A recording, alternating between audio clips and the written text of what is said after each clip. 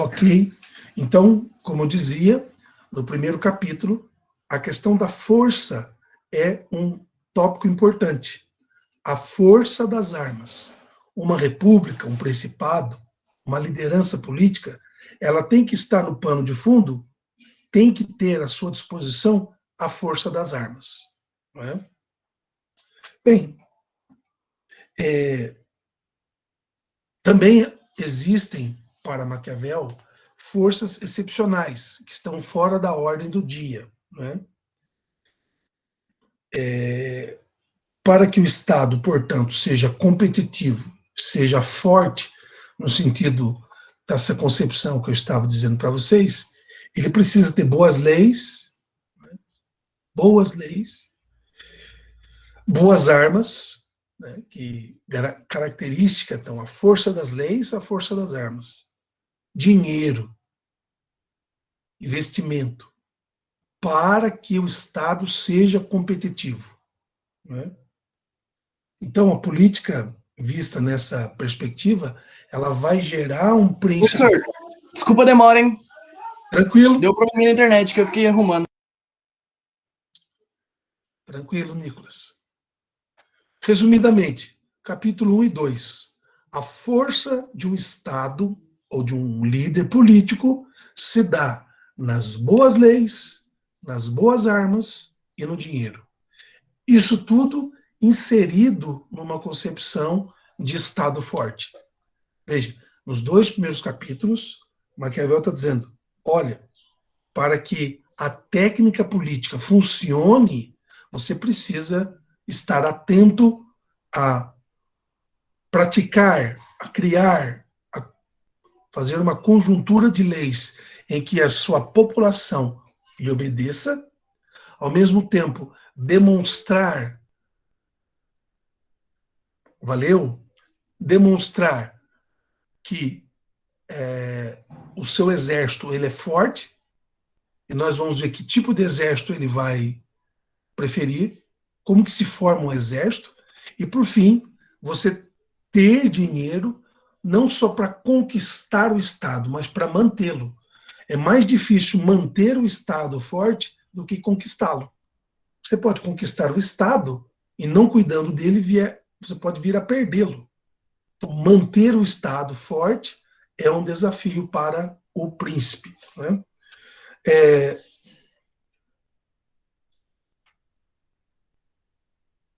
Ele, no capítulo 3, no parágrafo 5º, ele diz assim, um remédio eficaz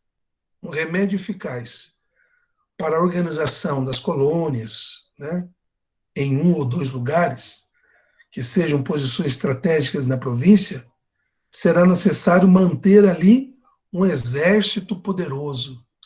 Então, quando o Maquiavel pensa na conquista de um lugar diferente, na conquista através da força, o que ele pensa? Ou você deixa aquela localidade conviver com as crenças que eles tinham, com as leis que eles tinham, ou você corta o mal pela raiz. Como se faz isso? Aniquilando a liderança. Aniquilando, matando mesmo a liderança. Ou escravizando a liderança, ou compactuando dessa liderança com alguém da sua confiança lá, para que eles também possam sempre manter você informado de como está essa província, essa colônia. Né? E a maneira de ser a sua presença específica de força para Maquiavel, no capítulo 3, no verso 5, no capítulo 3, no parágrafo 5, é o exército poderoso. Né? Bem, para a gente não ir de capítulo em capítulo, e antes de... No capítulo 12, né, a gente foi até o capítulo 3. No 12, ele vai dizer o seguinte, quais são os tipos de exércitos que nós temos? Ele chamou de exército poderoso. Mas quais são os exércitos na Idade Moderna? Então ele fala, ó, depois de examinar tamanhas qualidades de tipos de homens, de tipos de guerreiros, eu cheguei a algumas tipologias de exército. Ele vai dizer o seguinte, olha, As tropas com que um príncipe defende seus domínios podem ser de 3 tipos. Primeiro, elas podem ser mercenárias. O que ele quer dizer com isso? São aquelas tropas, aqueles exércitos que você paga. Então você contrata um exército, paga para que ele seja fiel, para que ele lhe faça um serviço. E sempre ele vai exigir soldo, dinheiro, ou o dinheiro que eles usavam no tempo de Maquiavel eram os florins. Então você paga para o exército, para que o exército, né, lhe seja fiel e faça aquilo que seja importante, ou seja, vamos chamar assim, próprio, propício para aquele momento, ok? O segundo tipo de exército, o Maquiavel, ele vai chamar de auxiliar, né? E o terceiro de misto. Vai surgir daí, e aí que está a minha pesquisa. A minha pesquisa sobre o pensamento de Maquiavel, ele adentra no exército próprio. O que é o exército próprio? É o que nós temos hoje. Você doar parte da sua vida pela nação, né? No caso, hoje, homens e mulheres, né, com uma certa idade, os homens com 18 anos completos, eles se alistam e se põem à disposição do exército, ou da marinha, ou da aeronáutica. Enfim, no tempo do Maquiavel, você formava um guerreiro, ou para ele cobrar, aí ele era mercenário, auxiliar, ele ajudava na defesa de um bastião, né, de uma torre de guarda de uma colônia, ou ele era misto. Ele tinha gente da pátria, ele tinha gente assassino, tinha de todo tipo de gente dentro desse exército, né? Agora, qual que é o melhor? Aí que está a questão, né? O melhor exército vai ser aquele que tem bons capitães ou bons soldados, né?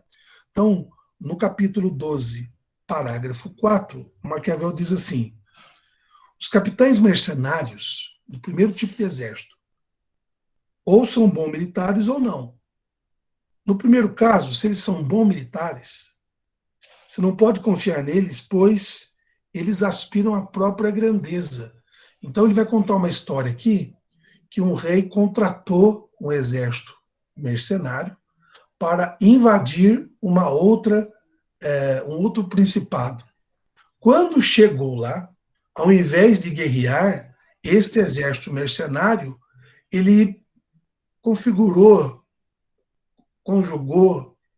o verbo do dinheiro para ver se eles pagavam mais do que o rei tinha pago para eles invadirem lá. Qual a conclusão? O rei pagou, cobriu a oferta, eles voltaram e mataram quem encomendou o serviço. Então, o exército mercenário é complicado. Maquiavel está falando, olha, eles nunca pensam no serviço que eles têm que fazer, mas no dinheiro que eles vão ganhar, mesmo que morram, né? Porque a liderança deles não está preocupada com a vitória desta ou daquela guerra, deste ou daquele rei, deste ou daquele príncipe ou líder, mas da própria honra, não é? Bem, então vocês não podem confiar neles, vai dizer Maquiavel,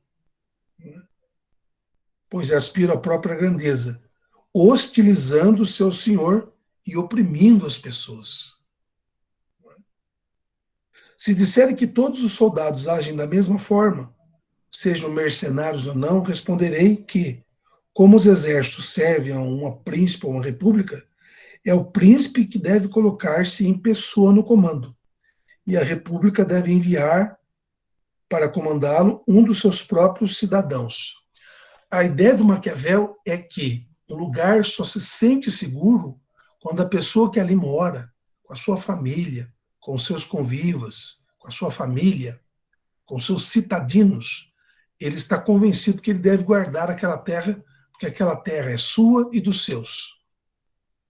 Essas formas de exército misto, auxiliar e muito menos o mercenário, não é uma forma mais correta de se pensar né, de se pensar a guerra. Né?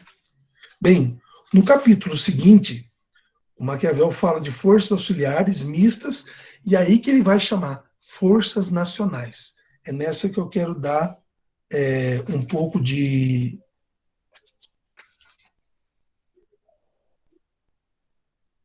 destaque. Né? O que são forças nacionais? O que eu estou chamando aqui de exército próprio.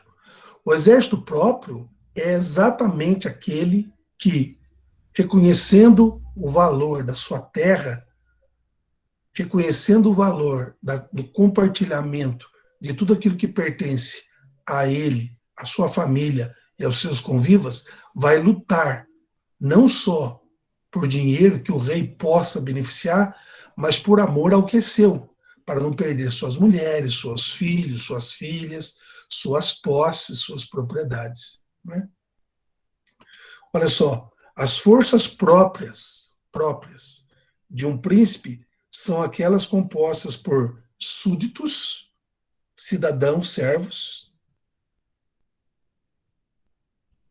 aqueles que fazem parte da localidade, ou seja, aqueles que futuramente, aqui a tradução não está tão apropriada, porque deveria ser própria, exército próprio, e não exército nacional, que é um termo mais para o século XVII, XVIII, e não para o século XVI, XVII. Né? Os demais exércitos, os demais modelos, onde o soldado cobra, ou são chamados exércitos mercenários ou auxiliares. Então, resumidamente, eu falei para vocês uma linha de interpretação, capítulo 1, 2 e 3. A força de um Estado. A força do Estado é visibilizada no Exército. Muito bem.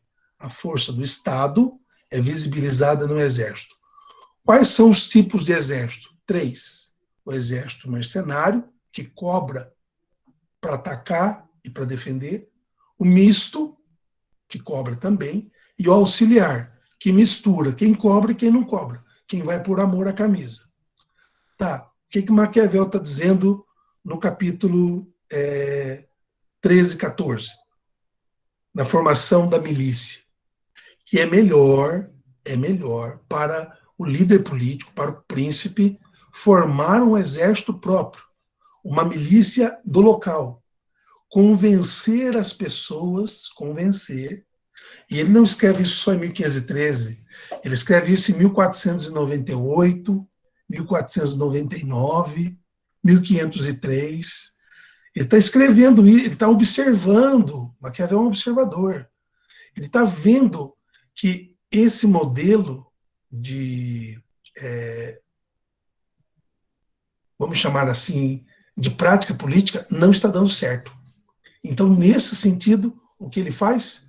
Ele injeta a nacionalidade, ele injeta o patriotismo, ok?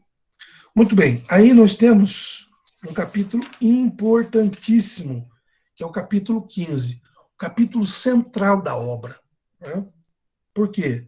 Porque o Maquiavel está dizendo o seguinte, olha, é preciso então que agora que vocês estão prestando atenção na política, entender que política não é a construção do devir. O que é o devir? O devir é aquilo que não está construído ainda. Né?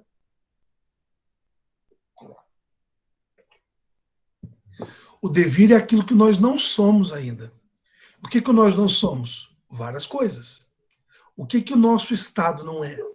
Muitas coisas. Então, para Maquiavel, a construção do Estado não está naquilo que o Estado pode ser. A construção do Estado é exatamente aquilo que o Estado é. Então, olha o que ele vai dizer.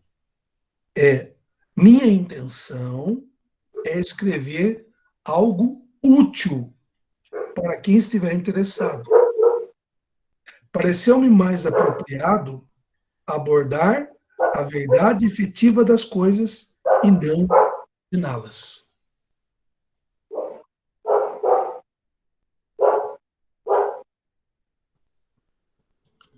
E não imaginá-las. Então, o que é mais apropriado? É abordar as coisas como elas são, e não ficar imaginando. Ele dá uma dica para o líder político. E aí nós vamos pular para o capítulo 21. Então, quais foram os capítulos abordados? 1, 2 e 3, para falar que a força do Estado se manifesta no exército. O 12, o 13 e o 14, para falar dos tipos de exército, e com preferência ao exército próprio, o exército nascido da nação.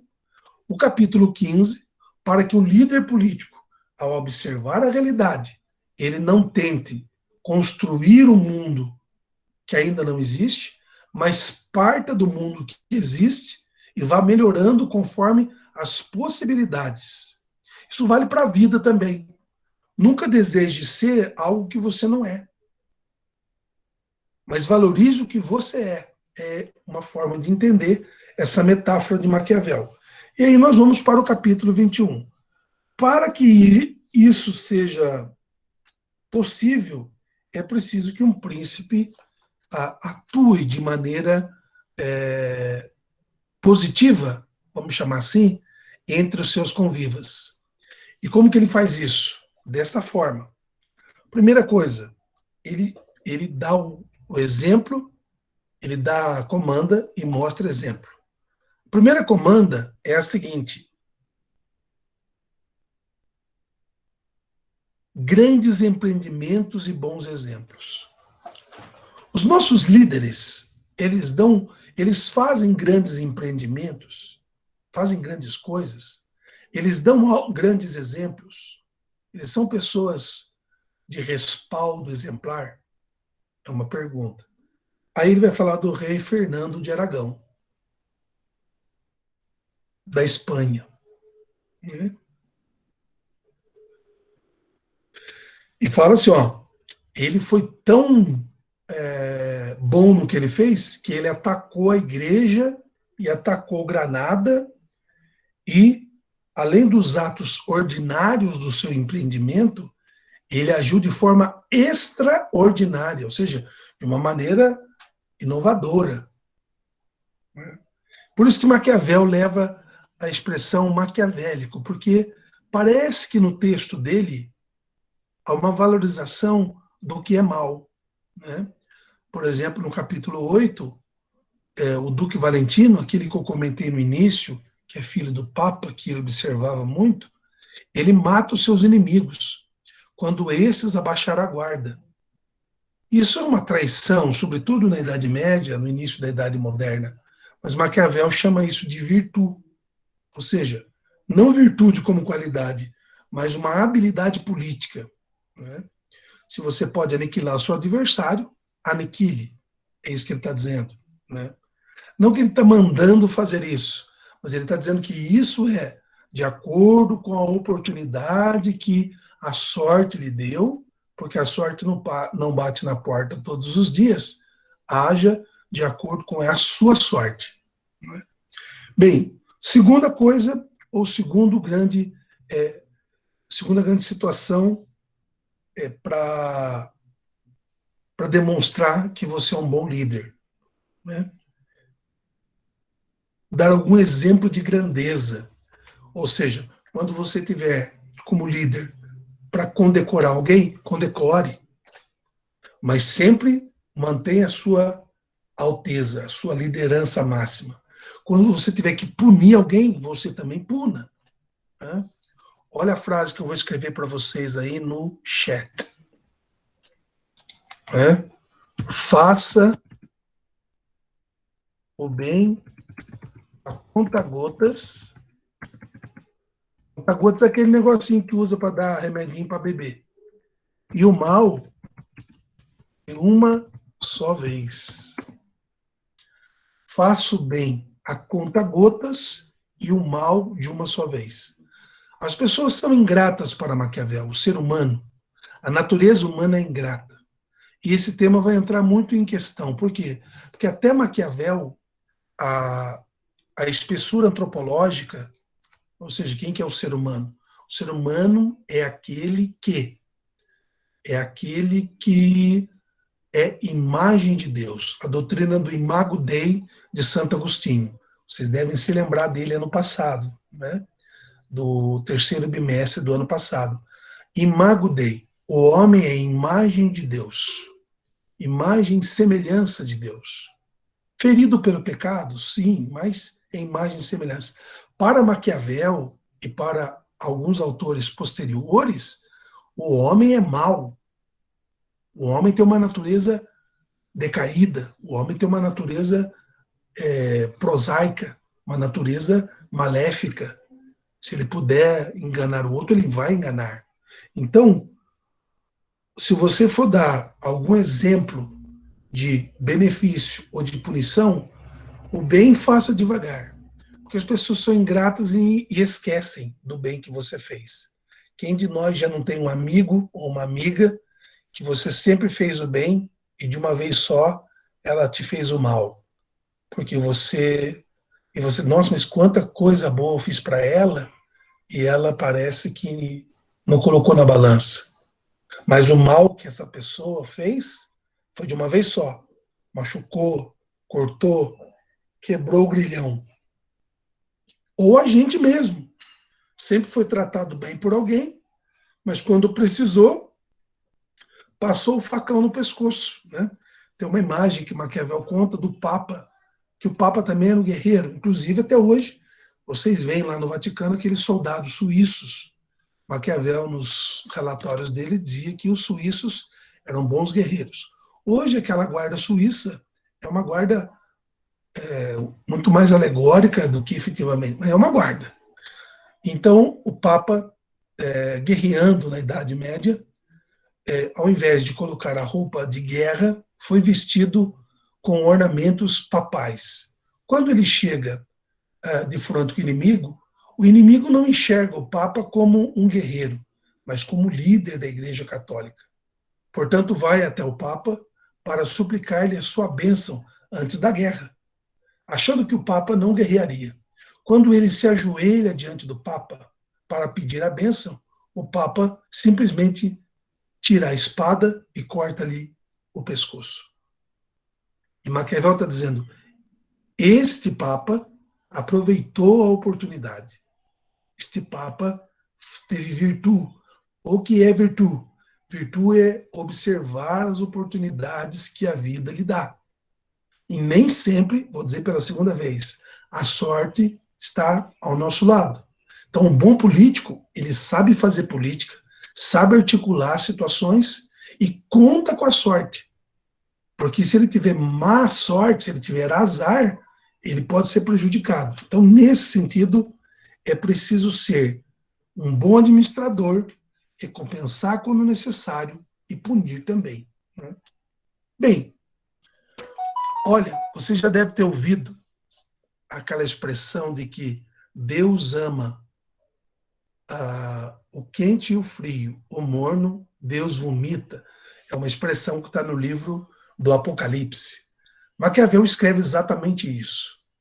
No parágrafo 3 do capítulo 21, ele vai dizer: o príncipe, o líder político, tem que deixar claro para o seu povo quem são os seus amigos e quem são os seus inimigos.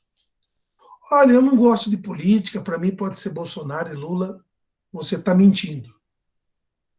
Eu não estou nem aí para isso. Não é verdade.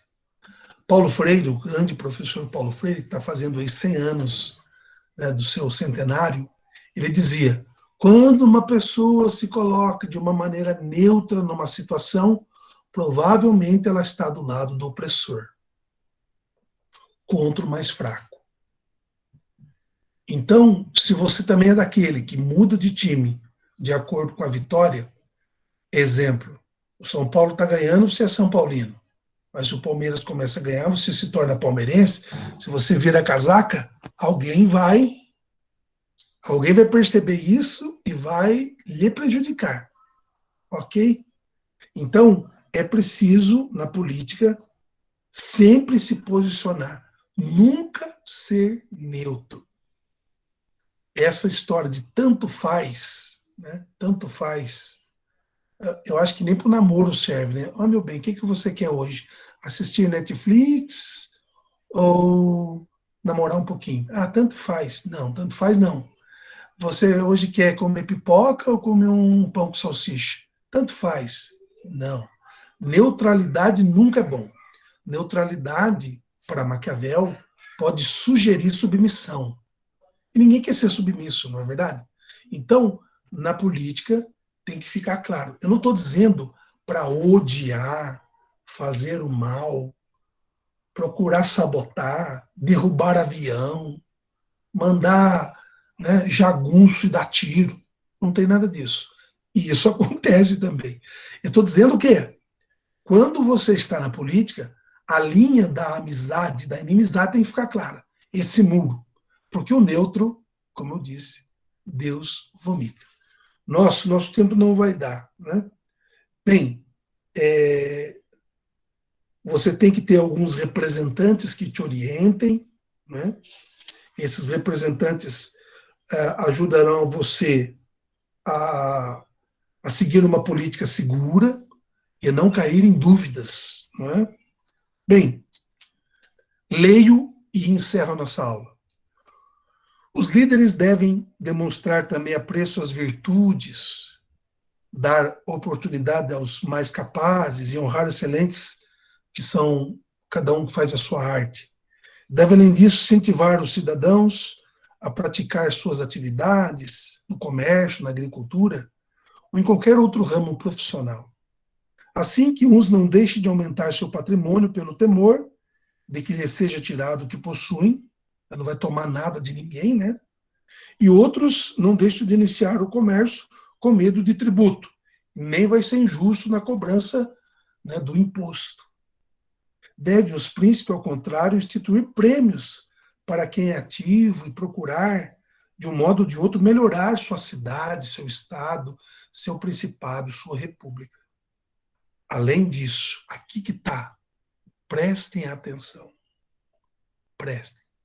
Além disso, é preciso manter o povo entretido com festas e espetáculos. Para quê? Para que o povo não pense. Nas épocas mais convenientes, e como toda cidade se divide em corporações ou em classes, deve dar atenção a todos os grupos, reunir os seus membros de tempos em tempos, dando exemplo de solidariedade e munificência, pão e circo, futebol, alegria, carnaval, festa junina. Tudo isso tira a atenção do povo do essencial, do que está faltando na política. É o Manual de Maquiavel, capítulo 21. Leiam lá e façam o exercício 2, que está na atividade 2. Ok? Agradecer a todos pela participação na aula de hoje. Amanhã a gente pode tirar alguma dúvida dessa aula, que não deu tempo. Na aula de geografia eu começo com algumas questões e a gente volta a se ver amanhã, tá bom? Obrigado pela presença. Bom intervalo agora. Um abraço. Tchau, tchau. Valeu. Valeu, senhor. Até mais. Tchau. Até mais. Tchau, Isabelle, Ítalo, Giovana, João Milton. Valeu, Bruna. Luiz Guilherme, Ana Carolina. Valeu, Sara. Valeu, Wellington. Tchau, tchau, senhor. Obrigado pela aula. Valeu.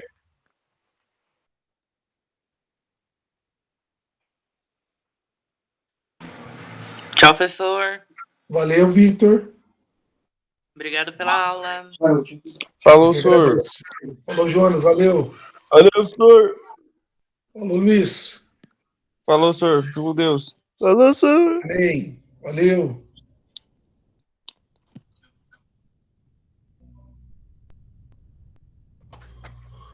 Ana, vê se você consegue compartilhar comigo. Eu vou ver com o Rodolfo. Eu vou ver se eu consigo. Eu vou ver. É porque eu tenho que fazer o login no Drive, ver e vou tentar te mandar. Isso. A Milene fez isso e deu certo. Tá bom.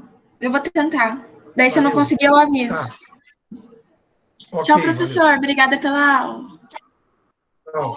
Eu que agradeço vocês.